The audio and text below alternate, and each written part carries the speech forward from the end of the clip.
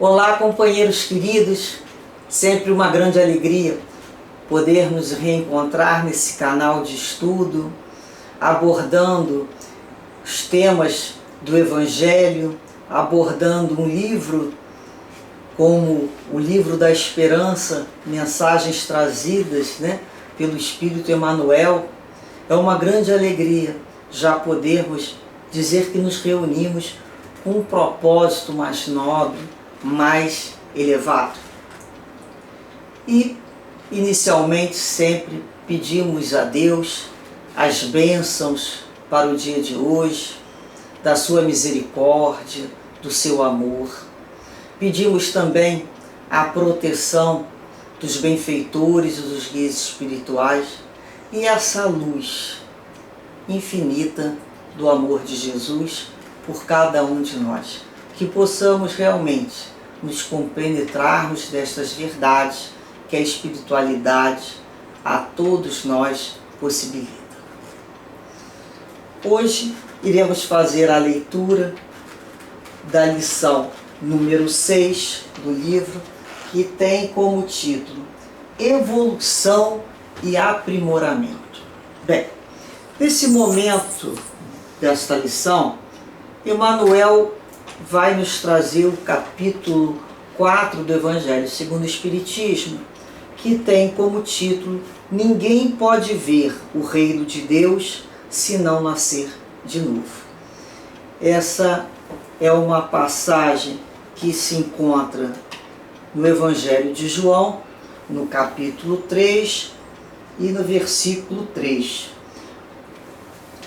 Essa passagem é uma conversa de Jesus com um fariseu de nome Nicodemos. O famoso diálogo com Nicodemos, Ele, mesmo sendo considerado no seu grupo um mestre entre os judeus, ele saiu escondido à noite, para vir conversar com Jesus. Ele queria entender, mas não queria se comprometer, E ele já inicia: Mestre, sabemos que tu vieste da parte de Deus para nos instruir como um doutor, visto que ninguém poderia fazer os milagres que faz se Deus não estivesse com ele. Jesus lhe falou: em verdade te digo, que ninguém pode ver o reino de Deus se não nascer de novo. E aí Nicodemos responde, através de uma pergunta: como pode nascer um homem que já é velho? Ele pode tornar a entrar no ventre de sua mãe para nascer uma segunda vez? E Jesus lhe respondeu: em verdade te digo, que se um homem não renasce da água e do Espírito, ele não pode entrar no reino de Deus. O que nasceu da carne é carne, o que nasceu do Espírito é Espírito.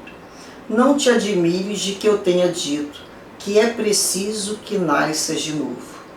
O Espírito sobra onde quer e ouves a sua voz, mas tu não sabes de onde ele vem nem para onde vai. O mesmo ocorre com todo homem que é nascido do Espírito. E Nicodemos lhe perguntou: como isso pode acontecer? Jesus diz: és o mestre em Israel e ignora essas coisas? Em verdade eu te digo que só dizemos o que sabemos e só damos testemunho do que vimos, e no entanto não aceitais o nosso testemunho. Mas se tu não crês quando te falo das coisas da terra, como acreditarás quando te falar das coisas do céu? Esse é o diálogo, de Jesus com Nicodemos, que nós podemos dizer que é o diálogo central desse capítulo. Nesse capítulo, nós vamos ser informados em várias passagens de Jesus com seus discípulos também, em vários momentos da sua pregação, a respeito da sobrevivência da alma. Então é um capítulo que vai tratar sobre a importância das vidas sucessivas. Então ele vai abordar os pontos principais e básicos da lei, que é a lei de reencarnação. Então, logo no início do capítulo, nós vamos ver a palavra ressurreição e reencarnação, os laços de família fortalecidos pela reencarnação e rompidos pela unicidade da existência. E logo após, no final deste capítulo, vamos encontrar as instruções dos Espíritos falando sobre os limites da encarnação e a necessidade da encarnação. Portanto, é todo um capítulo em que a ideia básica da reencarnação está sendo tratada. No item 3 desse capítulo, no item 3, após a transfiguração, o fenômeno que houve ali de efeito físico, os de seus discípulos interrogaram o mestre, dizendo: por que dizem os escribas que é preciso que Elias venha primeiro? Mas Jesus lhes respondeu: é verdade que Elias deve vir e restabelecer todas as coisas, mas eu vos declaro que Elias já veio, e eles não o conheceram, e o trataram como quiseram. É assim que farão sofrer o Filho do Homem. Então, seus discípulos compreenderam que era de João Batista que Jesus lhes havia falado.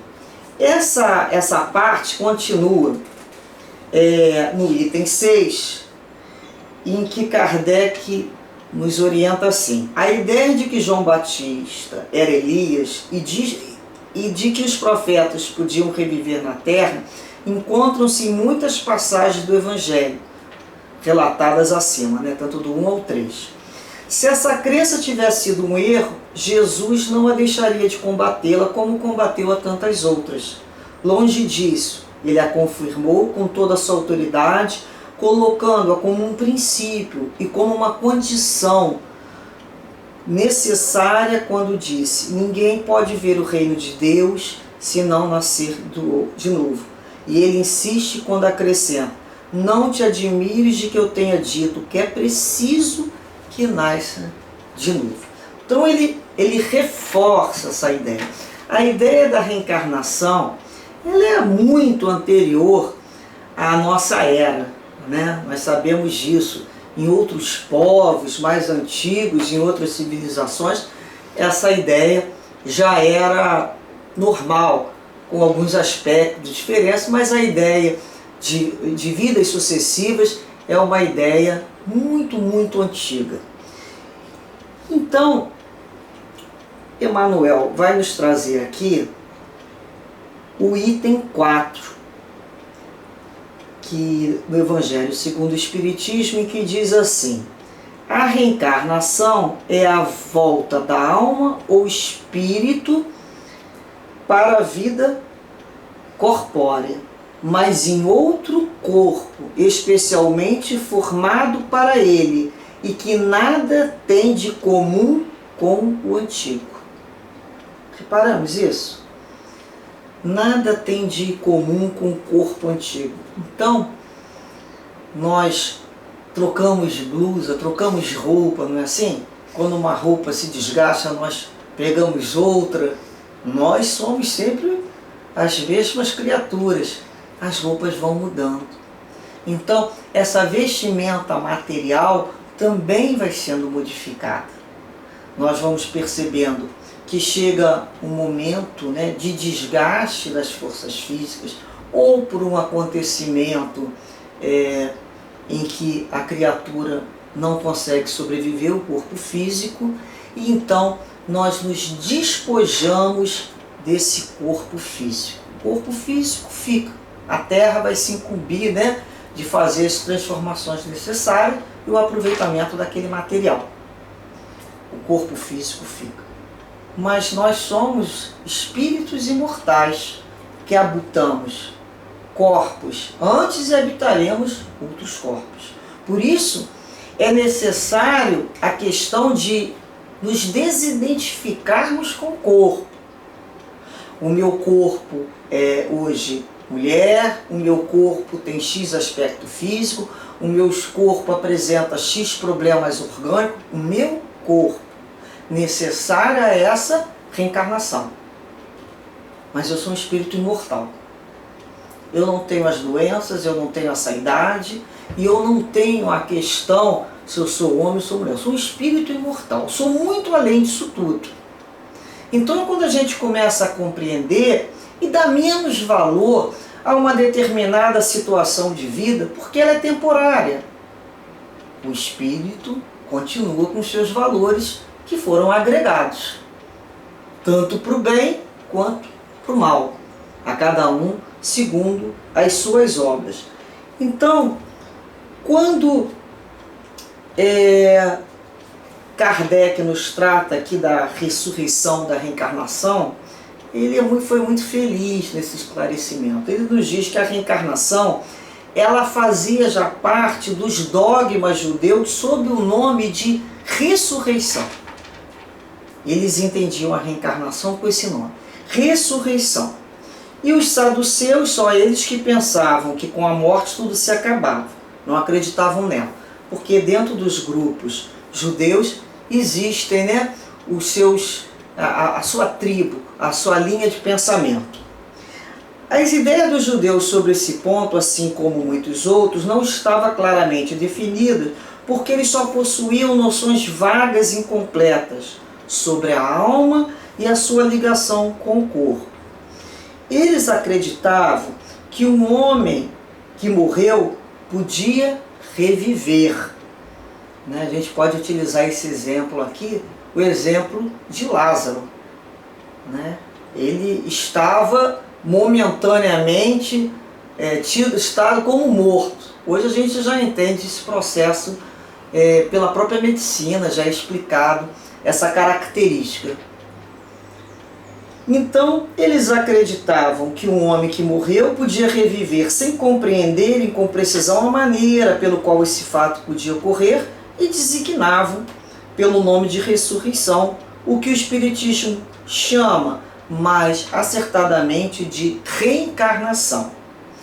Reparem aqui, efetivamente a ressurreição faz supor o retorno à vida do corpo que morreu, o que a ciência já demonstrou ser materialmente impossível, principalmente quando os elementos desse corpo já foram há muito tempo dispersos e absorvidos. A reencarnação é o retorno da alma ou espírito à vida corporal, mas em um outro corpo, novamente formado para ela, que nada tem em comum com o antigo. Então ele continua, a palavra ressurreição podia ser assim aplicada a Lázaro, mas não a Elias, porque se João Batista, já se falava que se João Batista era Elias, que retornou, conforme se acreditava. O corpo de João não podia ser o de Elias, pois que João tinha sido visto criança e seu pai e sua mãe eram conhecidos. João podia ser Elias reencarnado, mas não ressuscitado. Ou seja, um novo corpo sendo organizado, para a vida na matéria. Um espírito para viver na matéria com as situações que nós somos colocados aqui no planeta, é necessário como se fosse um meio pelo qual ele vai se movimentar, um meio pelo qual ele vai se expressar, um meio pelo qual ele vai dar forma e vai materializar os seus objetivos. Então ele utiliza do corpo físico, preparado, de acordo com aquela necessidade que ele possui. O tipo de profissão que ele vai ter, os problemas orgânicos que ele possui, enfim, é um corpo que foi ali por Deus, feito a nossa necessidade, digamos assim. Então nós chamamos de alma, a minha alma, eu estou encarnado. Então a minha alma, eu posso falar a alma. E geralmente chamamos de espírito quando estamos desencarnados no mundo espiritual. E espírito, de uma forma geral, com letra minúscula. Então, o dia que eu desencarnar, né, o espírito da Maristela pede sempre preces, sempre vou pedir preces. Como é bom receber a vibração de carinho através das preces. Não é assim? Então, é o espírito que está desencarnado. A minha alma necessita de preces, estou encarnado. Então, é uma forma de nós utilizarmos um vocabulário de melhor compreensão para esse entendimento, né? Visando nos comunicar. Então, é justamente essa parte aqui que Kardec organiza até determinado capítulo ali. Vocês vão lendo e vão reparando que ele vai falar sobre essa questão da reencarnação, o sentido da palavra. E Emmanuel nos traz então nesse texto a seguinte mensagem: decididamente, em nome da eterna sabedoria, o homem é o senhor da evolução na Terra. Todos os elementos se lhe sujeitam à discrição. Todos os reinos do planeta rendem-lhes vassalagem. Montanhas ciclópticas sofrem-lhe a carga de explosivos e transfigurando-se matéria-prima destinada à edificação de cidades prestigiosas. Minérios por ele arrancados às entranhas do globo suportam-lhe os fornos incandescentes a fim de lhe garantir utilidade e conforto. Rios e fontes obedecem das determinações, transferindo-se de leito com vistas à fertilização da gleba sedenta, da terra. Florestas atendem-lhe à derrubada, favorecendo o progresso. Animais, ainda mesmo aqueles de mais pujança e volume, obedecem-lhe às ordens, quedando-se integralmente domesticados. A eletricidade e o magnetismo plasma-lhe os desejos, e o próprio átomo, síntese de força cósmica, descerra-lhe o segredo, aceitando-lhe as rédeas. Mas não é só no domínio dos recursos materiais que o homem governa soberano. Ele pesquisa as reações populares e comanda a política. Investiga os fenômenos da natureza e levanta a ciência. Estuda as manifestações do pensamento e cria a instrução, especializa o trabalho e faz a indústria. Relaciona as imposições do comércio e controla a economia. Claramente, nós, os espíritos em aperfeiçoamento, no aperfeiçoamento terrestre, conseguimos alterar ou manobrar as energias e os seres inferiores do orbe a que transitoriamente nos ajustamos e do qual não é possível catalogar os impérios da luz infinita estuantes no universo. Agora vamos reparar bem aqui o que ele vai falar. A face disso, não obstante sustentados pelo apoio divino, nas lides educativas que nos são necessários, o aprimoramento moral corre por nossa conta. Então ele está falando lá do aprimoramento, do progresso da inteligência, do progresso que se vê materializado através do desenvolvimento intelectual do espírito. O professor ensina, mas o aluno deve realizar-se. Os espíritos superiores nos amparam e esclarecem. No entanto, é disposição da lei que cada consciência responda pelo próprio destino. Meditemos nisso, valorizando as oportunidades em nossas mãos. Por muito alta que seja a cota de trabalho corretivo que tragas dos compromissos assumidos em outras reencarnações, possuis determinadas sobras de tempo. Do tempo que é patrimônio igual para todos, e com o tempo que dispõe, basta usar sabiamente a vontade que tanta vez manejamos para agravar nossas dores, a fim de te consagrares ao serviço do bem e ao estudo iluminativo, quando quiseres, como quiseres, onde quiseres e quanto quiseres, melhorando-te sempre.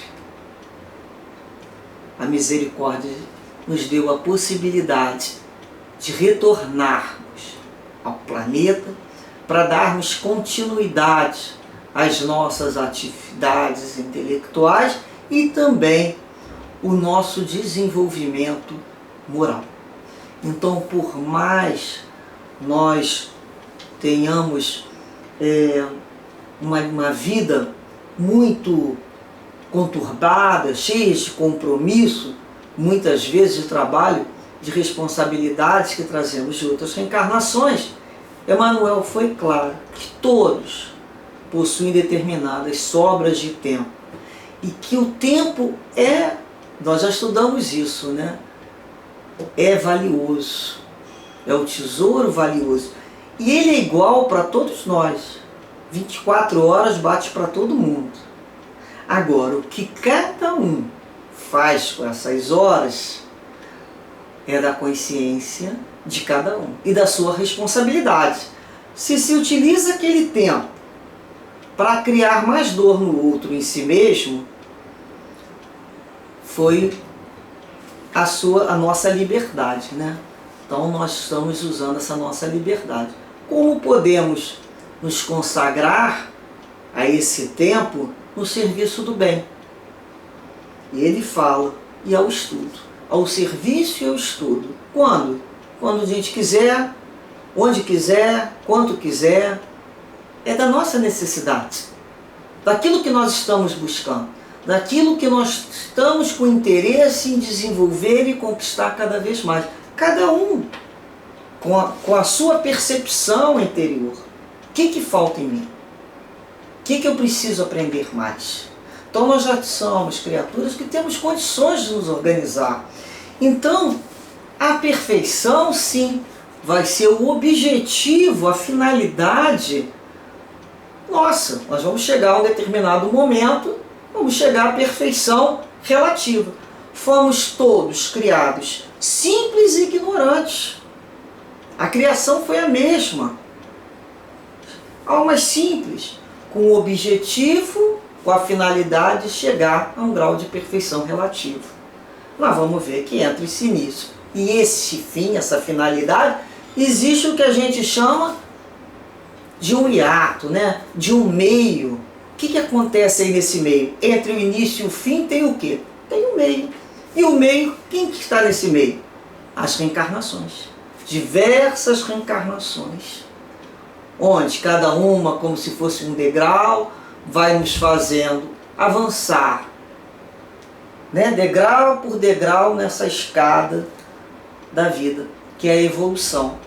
Muitos resolvem ali se paralisar, meio que decide se fixar ali no solo, por um tempo, obviamente, permitido por Deus, até que Ele mesmo, porque é da natureza, é da lei, essa vontade de crescer, essa vontade de progredir.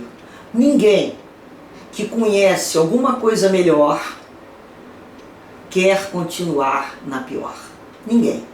Depois que nós tomamos consciência do que é bom e do que é a experiência com esse plano espiritual, esse carro não volta mais para trás, é só para frente.